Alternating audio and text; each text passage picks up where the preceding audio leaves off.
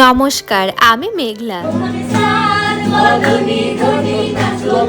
জানো তো, প্রত্যেক মানুষের জীবনেই তাদের কলেজ লাইফের কাটানো দিনগুলো ভীষণ ভীষণ স্পেশাল হয়, আর আমার কাছেও তাই। যাদের সাথে প্রত্যেক দিন আমার দেখা হয়, ল্যাবে একসঙ্গে কাজ করা হয় আর ক্লাসগুলো একসঙ্গে করা হয়, পরের বছর এইটা আর পাবো না। সিনিয়র মোস্ট স্টুডেন্ট হিসেবে আমাদেরই এবার দায়িত্ব ছিল জুনিয়রদের জন্য ফ্রেশার্সের আয়োজন করা। ফ্রেশার্সের কয়েক সপ্তাহ আগে থেকেই ক্লাসের সবাই মিলে আমরা একসঙ্গে ডেকোরেশনের কাজগুলো করতে থাকি, আর পাশাপাশি চলতে থাকে আমাদের নাচের রিহার্সাল। তোমাদের মনে আছে একটা ভ্লগে আমি শেয়ার করেছিলাম এই ফ্রেশার্সের জন্যই আমি 5টা সুন্দর থালা ডিজাইন করেছি। আমাদের প্ল্যান ছিল এই শোলা দিয়ে সুন্দর করে থালা ডিজাইন করে ওয়ালে ডেকোরেট করা হবে। ফ্রেশার্সের আগের দিন মানে 29শে মে এত গরমের মধ্যে হঠাৎ করে দমকা হাওয়া দিয়ে ঝড় বৃষ্টি হয়, আর সাথে সাথে কারেন্টও চলে যায়। আর এই এত সুন্দর বৃষ্টি দেখে আমার মনে হলো যে যাক, কালকে তাহলে ফ্রেশার্সের শাড়ি পরে খুব একটা বেশি গরম লাগবে না। ঘরে ঢোকার শুরুতেই জুনিয়রদের উদ্দেশ্যে এরকম একটা ওয়েলকাম ড্রয়িং লাগানো হয়েছে। আর আমরা যেহেতু মাইক্রোবায়োলজি স্টুডেন্ট, ব্যাকটেরিয়া ভাইরাস ছাড়া ডেকোরেশন তো অসম্পূর্ণই থেকে যেত। আমরা তো অনেকদিন ধরেই ভাবছিলাম যে জুনিয়রদের ব্যাচ ছাড়া